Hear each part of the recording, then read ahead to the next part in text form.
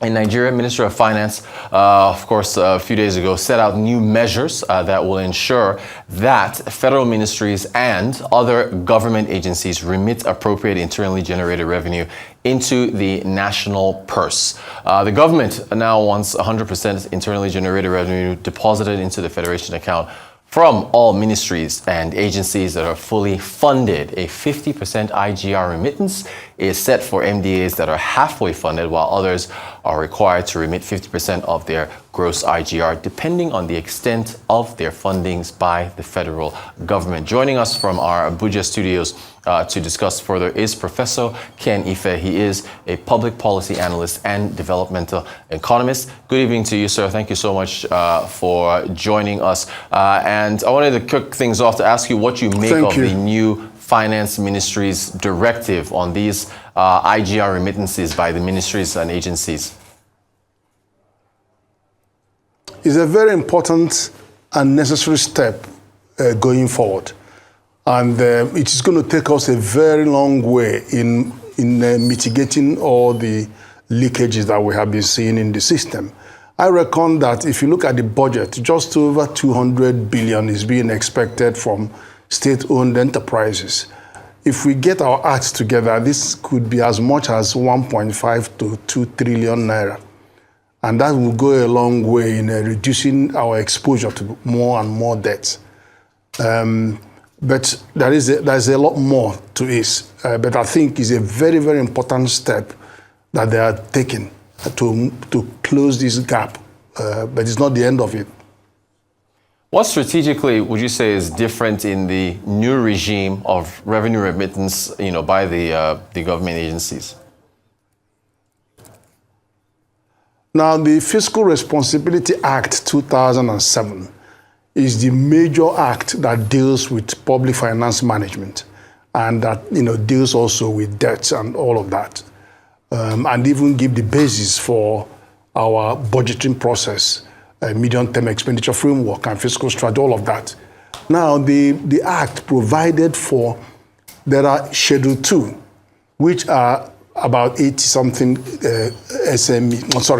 agencies, MDAs that are in that schedule.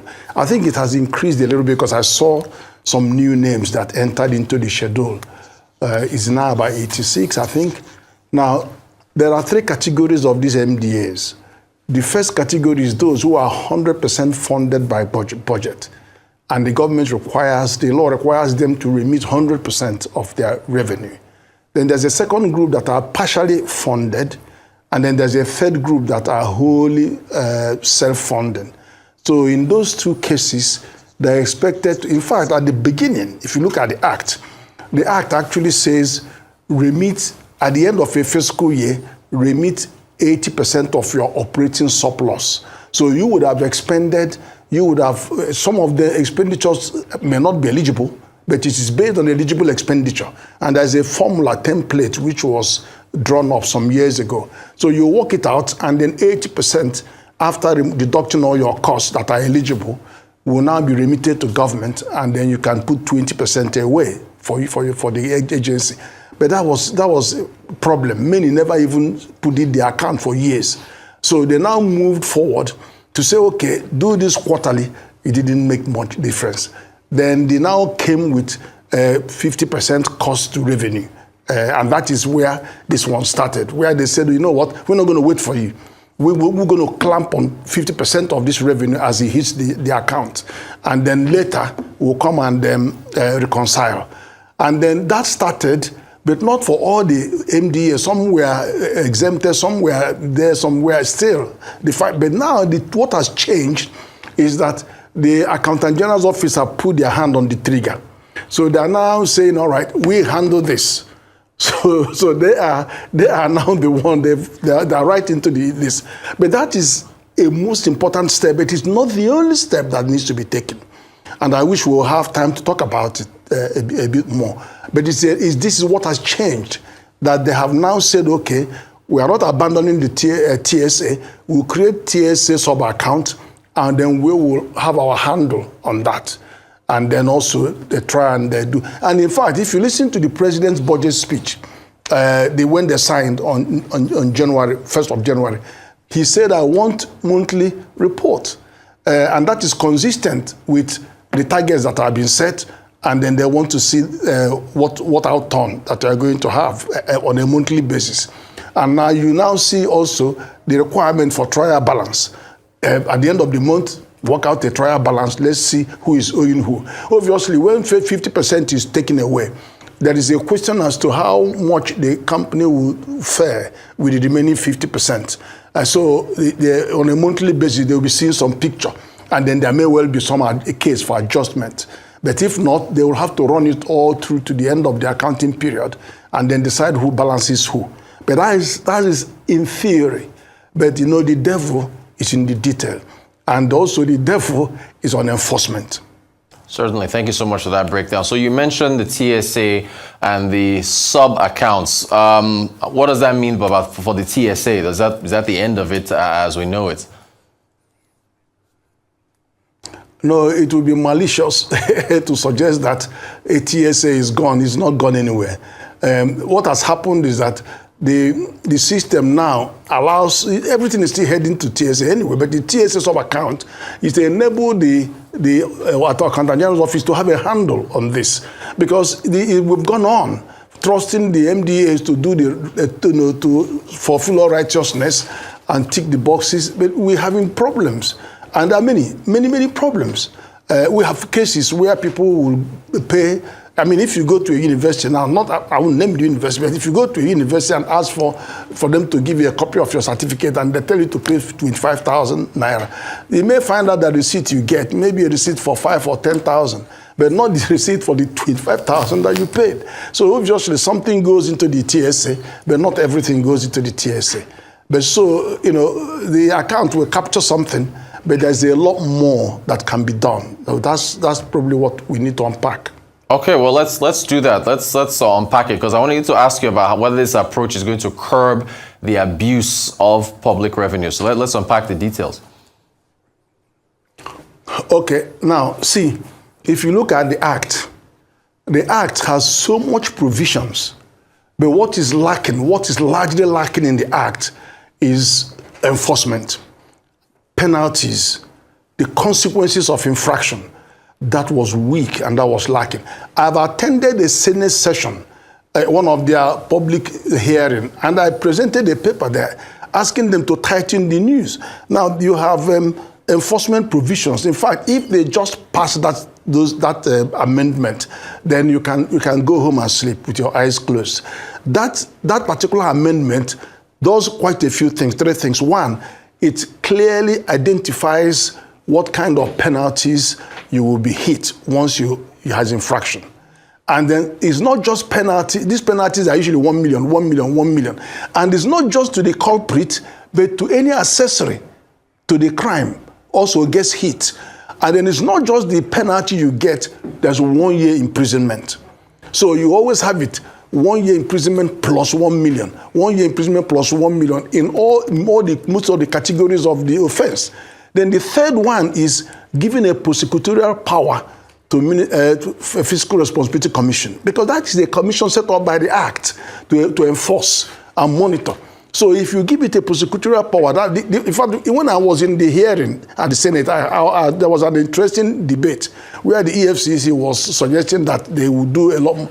And the chairman of the committee says, look, wait a minute, you've got cases that last for years and all of that. We want money today, not tomorrow. So you can see that when a Fiscal Responsibility Commission comes in and then looks at it and then decide that you have infracted, then they will issue summons immediately. So it is going to be swift. Otherwise, we're just going to go around in circle. But what has been done is a necessary step going forward. But what will close this is giving those, because if you don't have, okay, look at, I mentioned something about university, for example. If somebody paid and you only got a sub-receipt, a small receipt, now the Accountant General office doesn't even know what has happened. But if you look at the new amendment, it is a crime. And that means that person cut out is going to jail. And that means that money will still be refunded. And so that's why you need more penalties and the enforcement of it, and then the prosecutorial powers given so that they can take people straight to court on this. and not to send it to EFCC or send it to ICPC. How many are you going to send? Thousands of cases are going to be, and we have large concern over how long it takes. So I guess with this new directive, do you think that it's going to be the silver bullet that's going to enable the government to cut borrowing? Is that possible? No, if you add the amendment, if this amendment is passed, and there's all the incentive for the House of Assembly to pass this amendment, if you pass this amendment, you're going to see a new vista of opportunity in terms of reducing the level of borrowing. I have to tell you that. Now, other things too, what happens about, previously, what some of the MDAs do is that when they come under pressure, they do one account for the Auditor General, and then they do a different account for the Accountant General's office. So, and when you look at the two accounts, they don't talk to each other. And then, and then also there's inefficiency in the way some of them spend their money. For example, I go around training MDAs on Fiscal Responsibility Act. So quite often I engage them by saying, why do you spend hundreds of millions of naira buying generators, cash, outright cash? Do leasing, do hire purchase, do leasing. Because in that way, you will now be more efficient, tax efficient in your cost, and then you don't because what happens is that if you just buy the capital equipment 100% cash, then you probably get your cut 10% or whatever, but you have denied cash for the whole of the operation. But if you do a lease, you only have about 10% of that or 20% that is being paid, and that payment will go through the account that year. Whereas if you do the whole purchase, it may take over how many years? It may be 5 years that you have to amortize that. So it's much more tax efficient for them to look at some of those. So that will bring more scrutiny on how they run their business, and they will be much more efficient in application of fund. Speaking of funds, do you think a much higher revenue generation is possible by government agencies without placing undue burden on the private sector? No, but that is the idea. The idea is that there is so much. Okay, we know. I've always said that if you block the leakages and then you reduce, not remove, some of the waivers, between these two, you have enough money to fund your budget. And of course, that also implies that private sector you'll also hope to work more with private sector, obviously over the PPP framework, and that would look at the budget, the work we did on the midterm national development plan. The total thing was about 350 trillion, and then government was only going to bring 50 trillion, and they expected private sector to bring just under 200 or 300 trillion. So that showed that is all about getting private sector leverage. And so we have to get the private sector, public sector, to be as efficient as possible, and then to be able to work better with the private sector investment. So yes, the answer to your question is yes. It would help matters. And as far as further measures of what you think should be adopted to cut the overall cost of running all the federal ministries and parastatals and make them more effective, should we go back to the Oronsayan reports and maybe cut down the number of MDAs that are out there? Yes, when it comes to cost of governance, Oronsayan report is the way to go. But I want to tell you this. It's just like Ngozi Okonjo-Iweala that said that if you fight corruption, corruption will fight back. It's the same thing about investment. You require investment to even reduce your cost of governance. Because if you want to deploy a computer system that is going to be more efficient, you deploy AI in some of the sedentary work, and then you have to make investment to do that. So even to cut down this cost, you have to invest. If you want to close down some ministries, and you have to spend money, you have to lay off, you have to pay people who decide, okay, they want to go by natural wastage, you have to pay. So money investment is needed. But that does not mean that we should not bite that bullet. I think we ought to do that. And that is the way to show the example that we want lean government, and then let people. It's like risk management. You allocate risks to the area that are most able to manage the risk. So, there's no mileage in building the capacity, the bureaucracy endlessly, and you achieve very little. Do you think the subnationals, or I guess state governments should adopt what the federal government is doing here as far as this approach to remittances? Yeah, the Fiscal Responsibility Act, when it was passed in 2007, there was a discussion as to whether to make it mandatory. And I think the decision then was let the states come into it voluntarily. And it was a big mistake. Because when I studied the fiscal laws across many countries, I noted that 90% of the countries that adopted fiscal law made it mandatory within 1 year. So they gave the subnationals up to a year to make it mandatory. Now, what we have is that look at from 2017 to today, only about 25 states have actually adopted the Fiscal Responsibility Act. And then those that have adopted it, some still have not created the institution because it requires Fiscal Responsibility Commission at the state level, which now works with, coordinates its activity with the Federal Fiscal Responsibility Commission. And then we'll do capacity building and we'll go out to train them.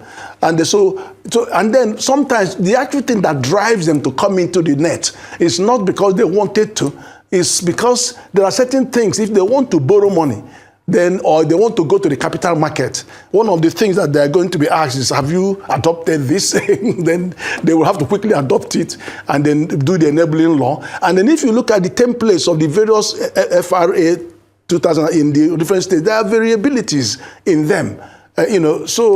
But we hope that all of them will come on board. We hope that they will all set up the FRC, which is the commission that goes with it. And we hope that they will narrow the gap. But it is a very, very important fiscal discipline that it brings: transparency, accountability, and prudence in the management of public resources. So, Professor, how do we know if this has worked? How much time do we give it to know whether we're seeing the benefits? No, the benefits are obvious. Because you know what it's like? It's like saying to a company, NNPC, go to the capital market.